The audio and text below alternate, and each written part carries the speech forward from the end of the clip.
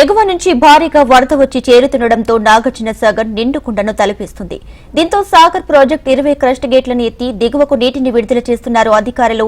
నాగార్జున సాగర్ పూర్తి స్థాయి నీటి మట్టం 590 అడుగులు కాగా ప్రస్తుత నీటి మట్టం 585.10 అడుగులుగా ఉంది. అయితే పూర్తి స్థాయి నీటి నిల్వ సామర్థ్యం 312 టీఎంసీలు కాగా ప్రస్తుతం నీటి నిల్వ 297.72 టీఎంసీలుగా ఉంది. ఇక సాగర్ ఇన్ఫ్లో అవుట్ఫ్లో 3,529 క్యూసెక్కులుగా ఉంది.